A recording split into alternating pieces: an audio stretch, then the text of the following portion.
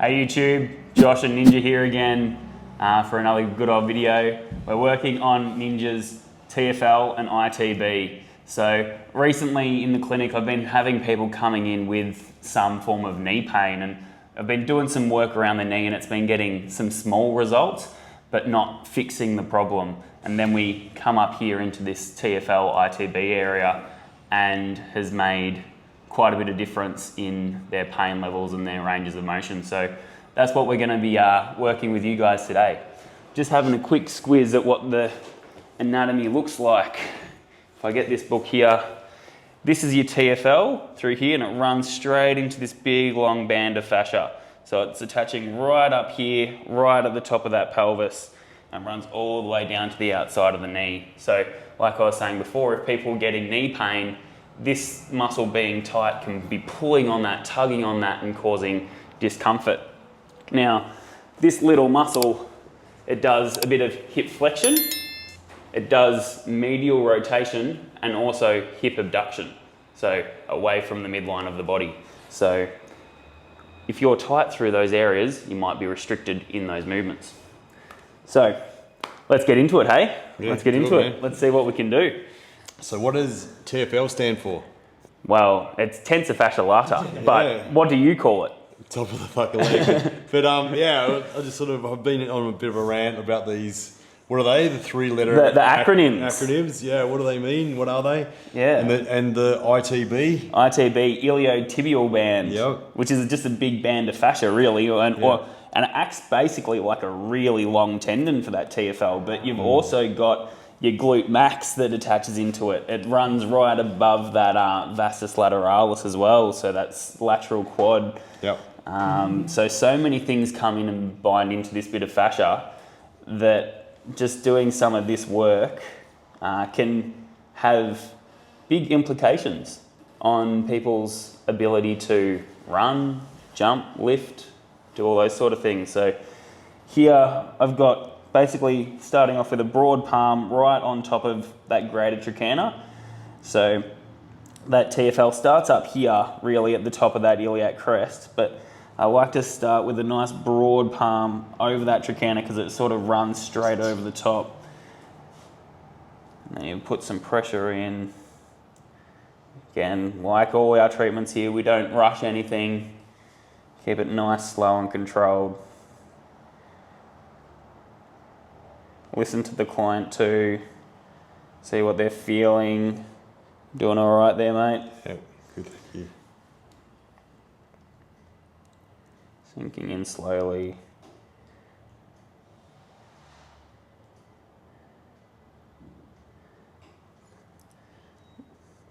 And so, just to go have a bit of a chat about what we've been doing here lately. We've done our last Monday we had our 1 rep max testing. Gully. At Fentry Gully. You were lifting some pretty heavy weights there, man. Yeah. Want to talk about that? Pretty happy, yeah. I got my personal best in 2 of the lifts. I got 192 kilos of deadlift, which I've never done before. I've got 195 off the ground and 200 off the ground, but never been able to get it to here, pull it up to the thighs. So got it to the knees a few times. So I just thought I'm going to get a PB and go a couple of kilos above 190. And I got a 95 kilo bench press, so it's my best ever.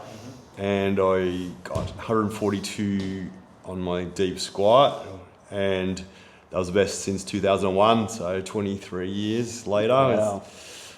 So that was good to tick that one off too. So, and we're going to have another go. Another go this week. This Monday, yeah, with the whole team. Whole team. Here at MMT. So how did you go Monday? Yeah, look, I did pretty well. So I equaled my best with my bench press and my deadlift. I PB'd my weighted pull-up, so I did a 1 rep max at 50 kilos attached to me. Whoa, that's crazy. And my squat was, for the 1 rep max, I got up to 180. 180 is crazy. The depth wasn't as good as my previous best at 160, but you still move the weight. So yeah. But yeah, we'll have another crack at that as well. So here we can see I'm doing this line, I'm moving all the way down, going to get all the way down to that attachment point in the knee itself. But it's funny, you know, I get a lot of clients that say, oh, you know, I'd love to go in and do some lifts. I'd love to lift stuff, but I feel like I'm too old. I don't think I can do it. I'm like, I'm lifting with Ninja. I'm lifting with Farnsey. You know, these people that are in their 50s. And Ghost. And Ghost, yeah. Yeah. And they're lifting just as heavy, and in some cases heavier than I am. Yeah. So you can teach an old dog some new tricks, is what I've been saying to some of these people. How about Farnsey? We've got to find him today. He got 2 personal bests wearing jeans. Oh. By himself before the class even started. Yeah, so he got 150 deadlift and what did he get for a squat? It was 100, 110? 100, yeah, something like that. So yeah, in jeans. He wouldn't put the shorts on that I was trying to offer him. Alrighty, so that was just a good palm stroke, but I'm going to come in now with an elbow just because it's a bit more, I can put a bit more force in, can sink in there, really find that adhesive tension through there. It's all about angles too. It's all about finding, you can be hitting the spot but might be angling the wrong way. Maybe you need to angle a bit more in, maybe you need to shift your angle more towards the knee, and that will be different for each individual person as well. So again, just making sure that you are hitting those right spots. But nice, slow and controlled. You can see here, I don't know how well you can pick it up on the camera, but Ninja's quadriceps actually doing a little bit of a twitch there as well. Just as I say that, it probably settles down. But it was doing a little bit of a twitch, which is always a good sign that we're hitting some good stuff. Whoa, she's pretty deep, isn't it? You can handle it because it's going so slow. Yeah. Nice and controlled. Yeah. Yeah, you feel like you're not going to be able to handle it, but then you're okay. You also sometimes get that anticipation of this is going to really, really hurt. But then you get to that point and it's sort of, because it's so slow, it doesn't reach that crescendo. It's just nice, slow, methodical, and the fascia and the body adapt before it gets to that extreme. Now, it's definitely not comfortable. It's not comfortable, this. I'm digging an elbow in and I'm not putting in a lot of force, but a fair bit. So it's not pleasant, but sometimes you do have to feel it to heal it, don't you? Correct. Yeah. There's something that registers, doesn't it, that marries up when you kind of replicate the pain. Well, there's something inside you that just knows that it's going to, once you get through it, it's going to heal. Yeah. It needs that stimulus to get it moving. Keep us being stuck.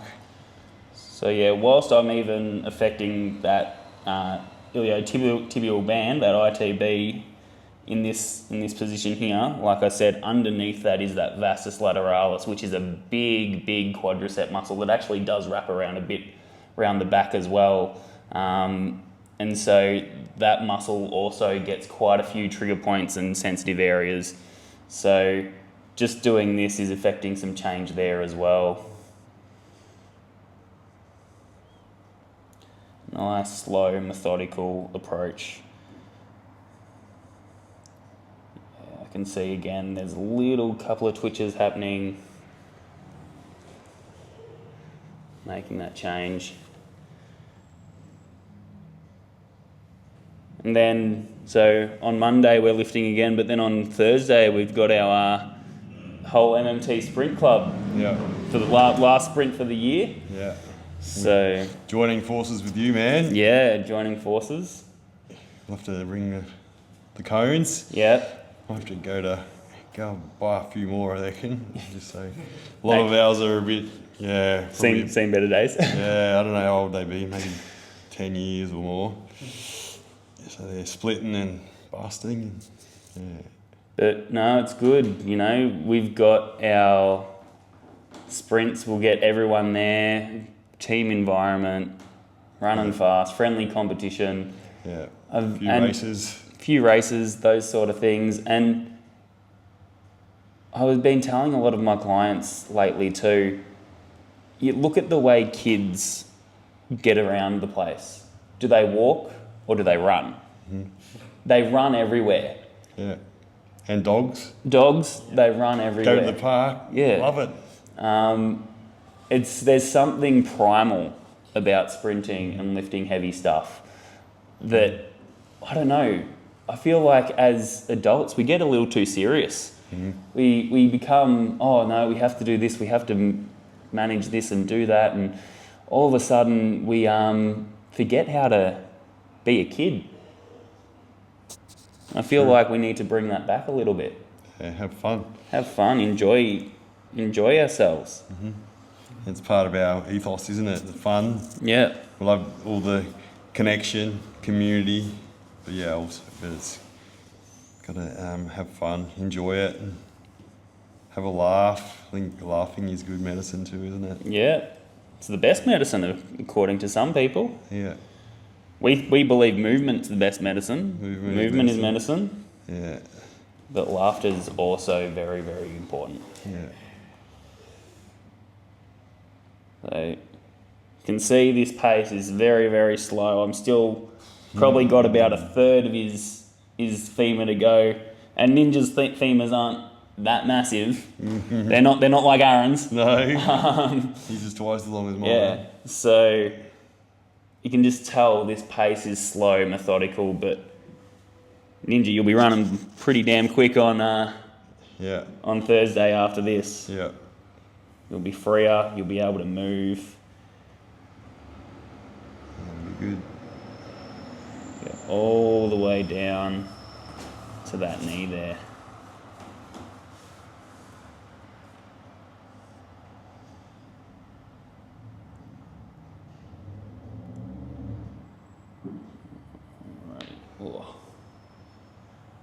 Alrighty, and now, just so I can get those more upper fibres of that TFL, I might actually come round this way if I'm not blocking too much of your light. And I'll dig my good old thumb in there.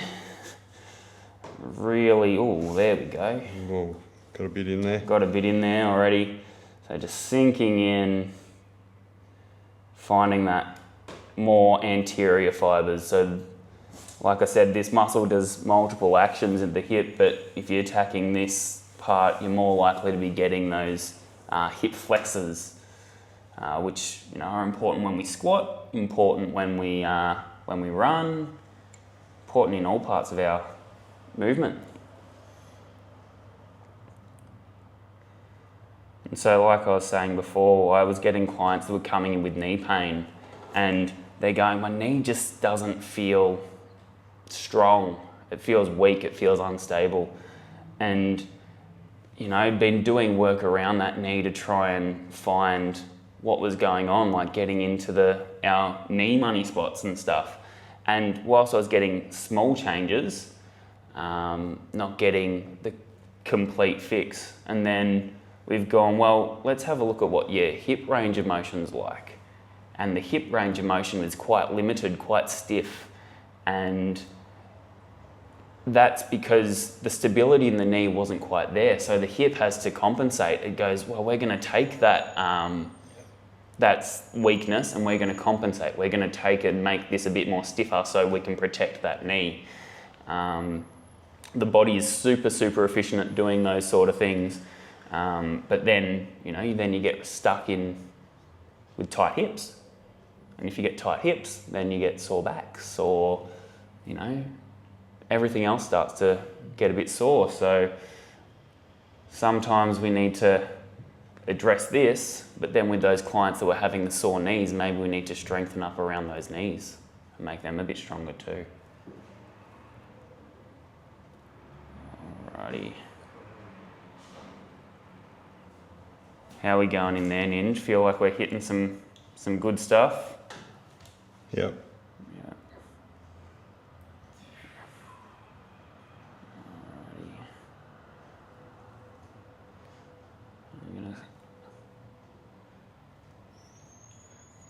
feel like a lot of this is intuition as well. And at the moment, I can feel like there's a good solid resistance against my thumb of the muscle pressing back. So there's still some tension there, but it also feels like that line sort of starts to come back more around here.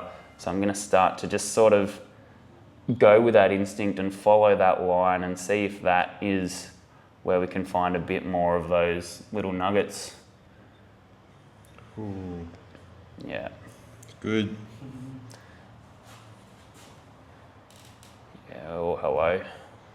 Yeah, I think just talking on how this slow use, it's just effective. You want to be treated well. If you're going to take the time to get treatment, you might as well have something that's going to work, it's going to be effective, it's going to make changes.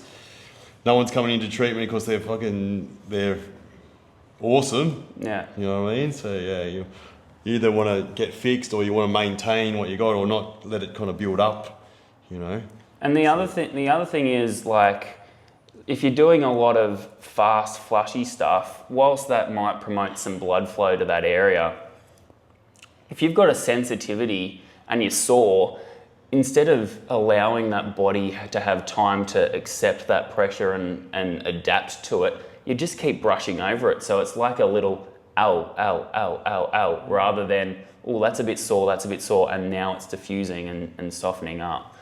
So that's where the pace is vital, because we don't want to be causing any more pain for our clients. I feel like I might need to just almost angle up a bit more, so I might change my thumb. And I'm gonna actually get down on the ground a bit. You can see there, Leo, just how deep I'm actually getting in as well. Really pinning and into that tight band that's just, pushing up into that thumb.